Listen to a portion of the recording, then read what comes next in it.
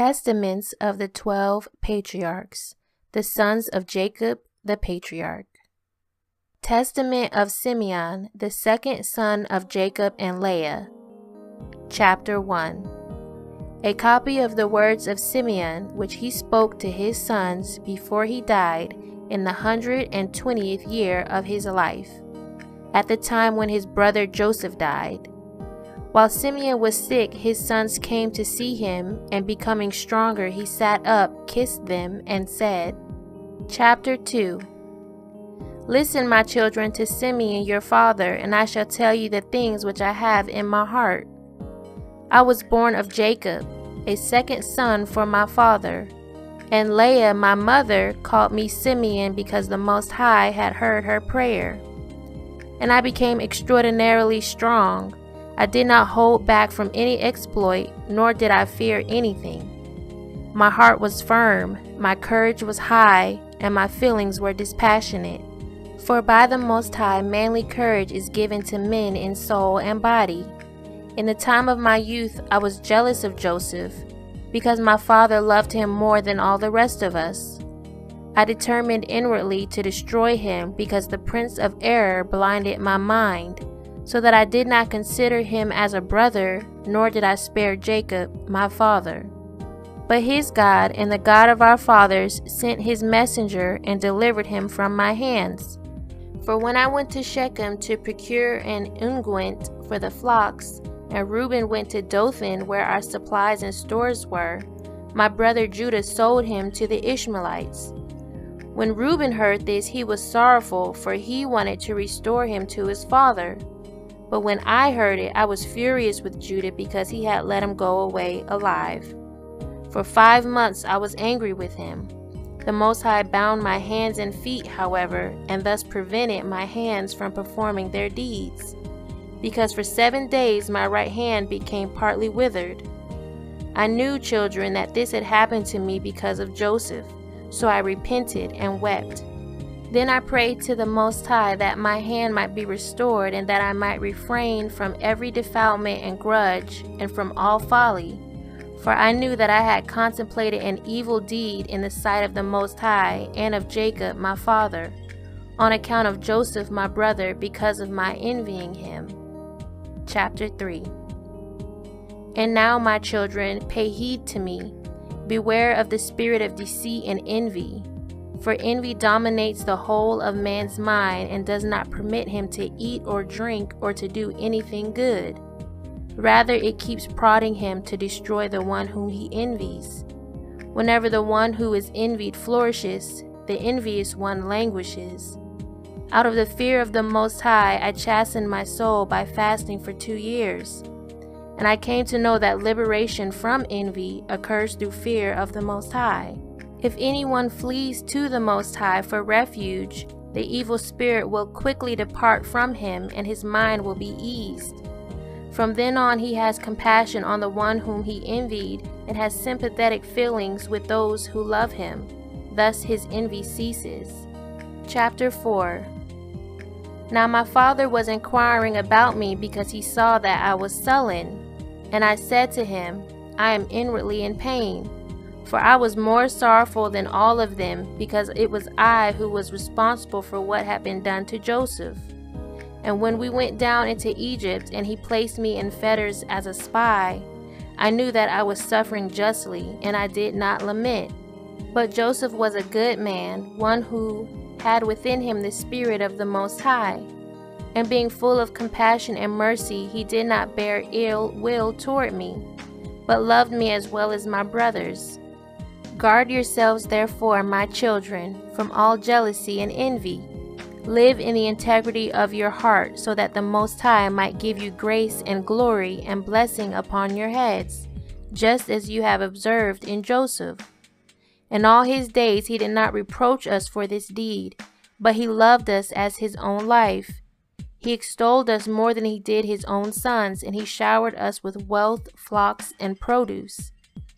And you, my children, each of you love his brother with a good heart, and the spirit of envy will depart from you.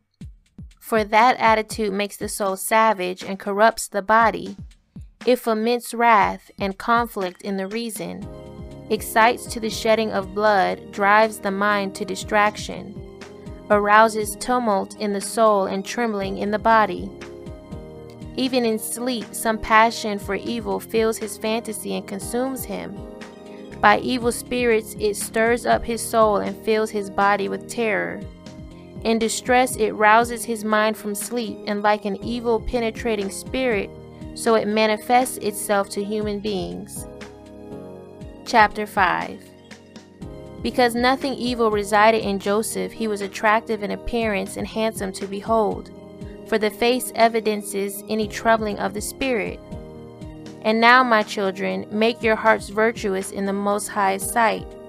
Make your paths straight before men, and you shall continually find grace with the Most High and with men. Guard yourselves from sexual promiscuity, because fornication is the mother of all wicked deeds. It separates from the Most High and leads men to Beliar. For I have seen in a copy of the book of Enoch that your sons will be ruined by promiscuity, and they shall injure with a sword the sons of Levi. But they shall not be able to withstand Levi, because he shall wage the Most High's war and will triumph over all your battalions.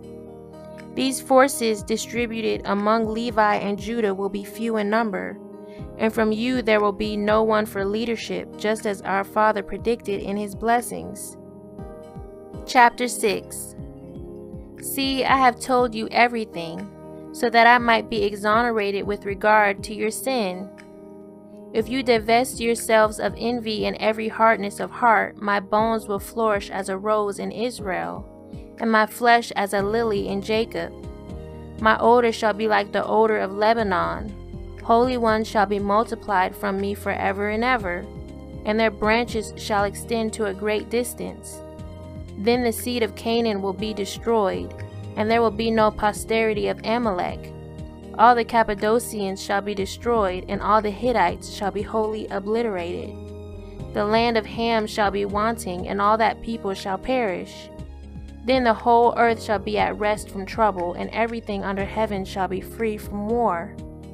Then Shem shall be glorified, because the Most High Almighty, the Great One in Israel, will be manifest upon the earth as a man. By himself he will save Adam.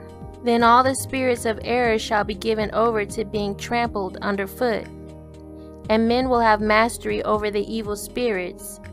Then I shall arise in gladness, and I shall bless the Most High for his marvels, because the Most High has taken a body, eats with human beings, and saves human beings.